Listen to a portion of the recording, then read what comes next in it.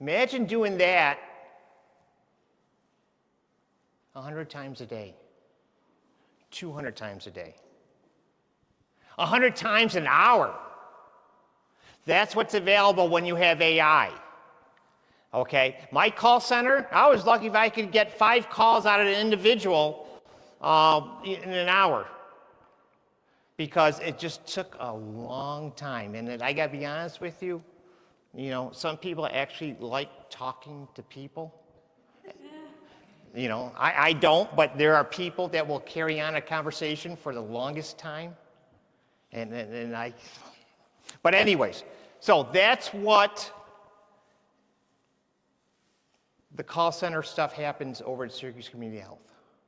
Okay? Now my calls are cut in half. Okay? Can it do other things? Can it do prescription refills? Yes, it can. We haven't implemented it yet, but it can do that.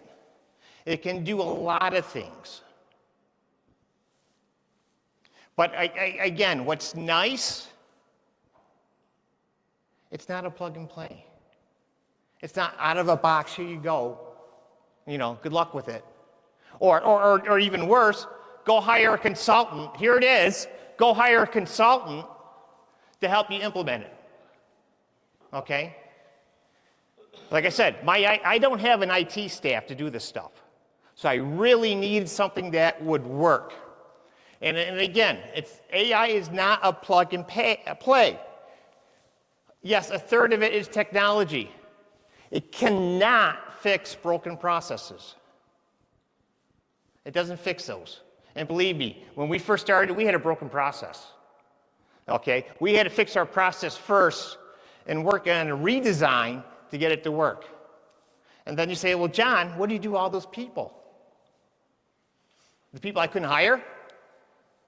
The people I had right now? I gave them meaning in their roles.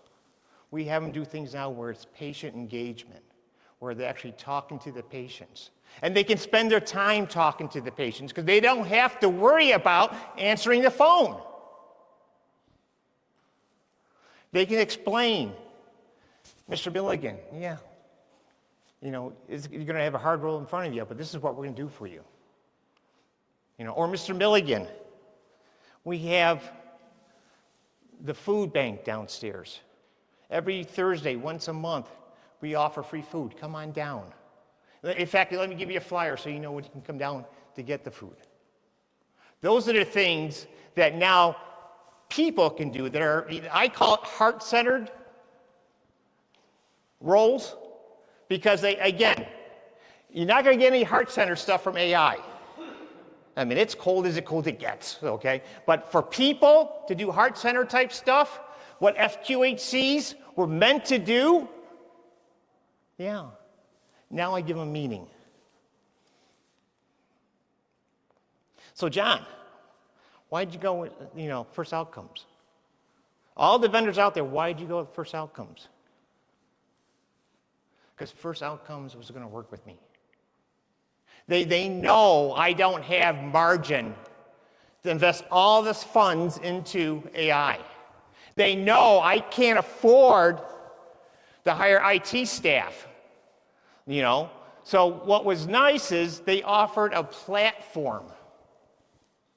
They said, okay, here's what we're going to do, John. We're not going to tell you, take this thing out of the box and follow these new procedures, new processes. We're going to work with your existing processes. We're going to give you a platform that once we get this thing up and running, it's easy to add on to. Okay? You don't have to go hire a consulting firm, John. We'll work with you. We'll have weekly calls. We'll analyze what's working, but also we'll analyze what's not working and fix it for you. And then from an accounting side of things, the ROI was the easy one. If I knew what my costs were, I knew what I was going to save, I knew what I could get in more appointments, the ROI is very easy. I think a lot of times, and then again, this is me, the vendors, they give you a thing in a box and say, okay, here you go. Run with it. Or Here you go. Here's a list of consultants that we work with. And just like the lawyers, cha-ching, again, So, one of the lessons learned is that we are able to work, have a step back. Really, FQHCs, they're mission-based. You hear a lot of people, oh yeah, we're definitely mission. No, FQs are, because they're willing to take the extra effort to change the community. I tell people, if you have a bad day, come see me. I will tell you the 10 things that you did today that change this community. And that's what FQs are. All right? So I took my call center staff and said, okay, now you're going to be ambassadors. You're going to be working with our patients. You're not just going to be answering phones anymore.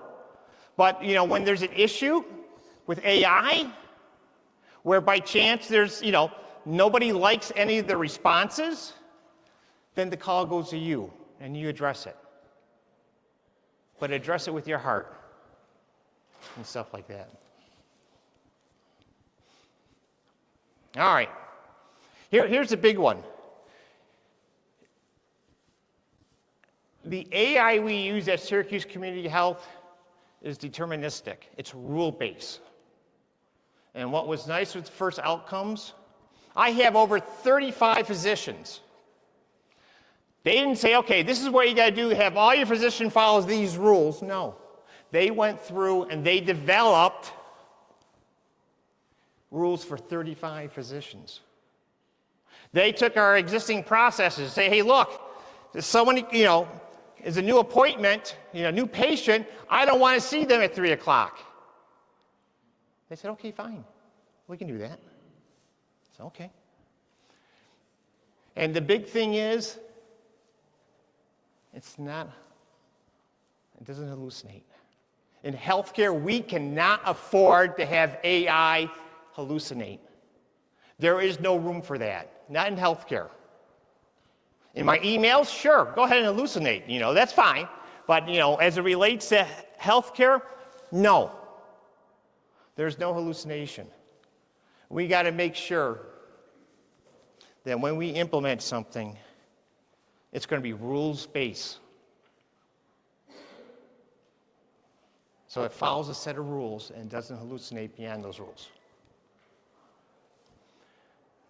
Wow. This one here, and again, kind of offshoot of the prior slide, is, some AI has guardrails.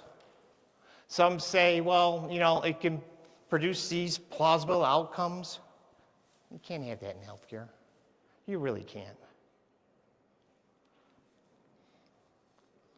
So, as I told you, I tell you my mistakes that I made. Here's a big mistake I made. What happens is once you get AI up and running, bottlenecks don't show up in 2, 3, 4 months. They show up within a couple days. So here I was, kind of proud of myself, patting myself on the back, saying, I got all these new appointments coming in now. I got patients who are happy. Guess what happened? All my schedules filled up. And it's like, oh. And this didn't happen like over several months. It happened within a couple days. So now I have to find options. I have to figure out what am I going to do with this patient that calls in looking for an appointment. Okay? If I got something out of the box, I would have to call a consultant and say, hey, consultant, here's what I got to do. We got to change things. Okay? I didn't have to do that with the first outcomes. Okay? What I was able to do, we have weekly calls. And I said, okay, I need a plan B. Okay, not only do I need a plan B, but I'm going to need a plan C once plan B gets filled up. Okay? One of the things we have is a walk-in clinic, okay, where people just walk in, no schedules.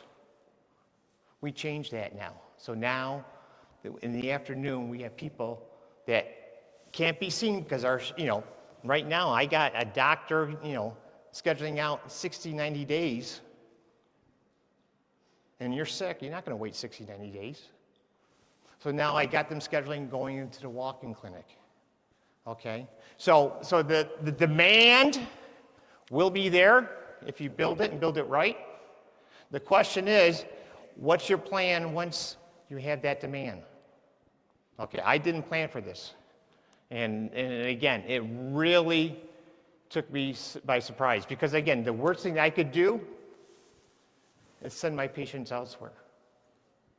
You know how hard it is for a Medicaid patient to be accepted in Syracuse, New York by, a physician? It's almost impossible. No one's taking Medicaid patients. They don't come to the appointments. They show up maybe once every 4 or 5 times. Yeah, we know. That's what we do.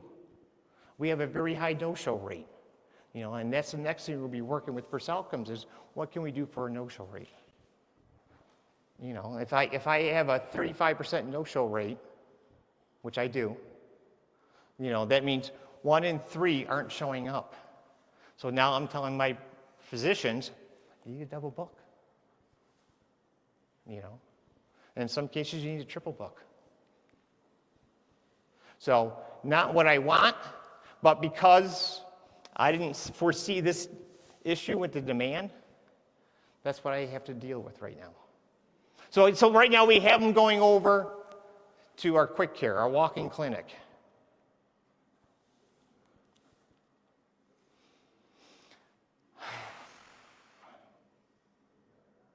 This is where we need to go.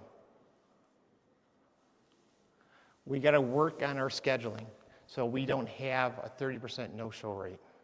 We got to work on our scheduling so that our providers, our doctors, aren't overwhelmed by looking at, I got 45 patients on my schedule, knowing that, maybe 13, 14, 15 will actually show up. So again, I need to work on that. I need to work on making sure that I'm sending the patients to the right acuity. Telehealth. I know they had the presentation earlier on telehealth. Telehealth, we don't do that in Syracuse. Don't ask me why. We need to. So when John Milligan doesn't show up for his appointment, we get on the phone and say, hey, John, we see that you missed your appointment today. Can we do it via telehealth? Because we want to make sure that your blood pressure is where it's needed. Well, we need to make sure that, you have your appropriate pharmacy stuff.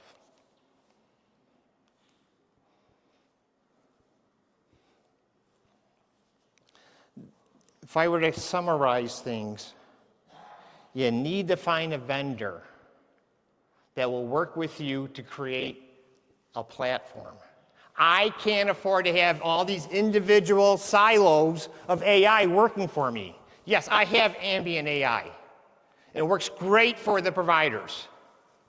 I know we talked about the 20-second rule, but, hey, I got providers going home at night not bringing their charts.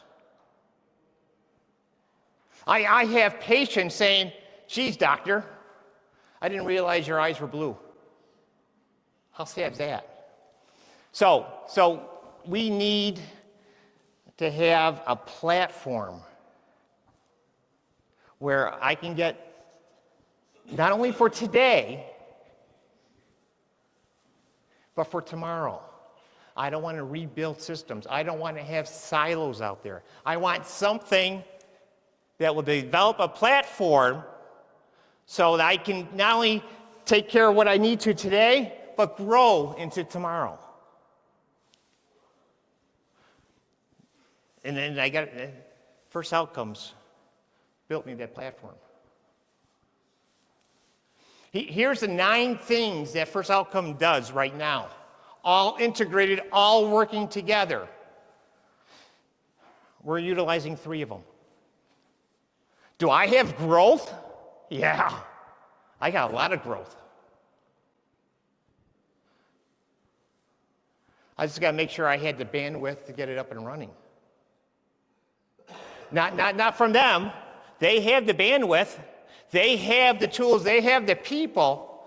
I got to make sure that our processes are fixed before I can go ahead and implement some of these things that they offer. So I got a lot of growth. And what's nice is when I implement something new, I don't have to start from scratch anymore. I take what I have and we work with it. For example, we have dental. Okay? Not you, but I'm sure there's a lot of insurance companies that don't like to pay. I'm sure you pay very, very well. You know, and I need to get you in New York, okay, just so you know, okay? But insurance companies will do anything and everything to deny a claim. Dental, it's the worst. Because if you had a teeth cleaning less than 6 months ago, not going to work. If you had x-rays done, a panoramic x-ray done prior to, they want to see it. We're not going to pay for a new one. You know? So I have my dentists, they're going, hey, John, time out. You want me to see this patient. You want me to fix their teeth, and yet you're not going to allow me to do a panoramic x-ray to know what I'm working with? No, we're not going to do that. You take what you need to, okay? Whatever you need, we'll do it, and then we'll work out the billing side and the back end. So what we're doing is we're working AI, working out eligibility, okay? So we have the calls going out to the dental insurers. And I get a real side note. Yeah, I got to watch my time. Yeah, I'm talking too much. Insurers, you know, health insurance, medical, yes, you know what you got and stuff like that. When you deal with a dental insurer, God, they're awful. They will deny anything and everything just because you didn't dot the I or cross the T. Okay? So that's what we're dealing with. So again, we have AI going through, making sure that we have the appropriate things in place. We're capturing the authorizations. Bottom line, from the CFO side of things, you need to go all in pricing. Don't do these cha-chings, these individual phone calls. Okay? You need it all in one platform that works. Once you have that, you have a bankable ROI.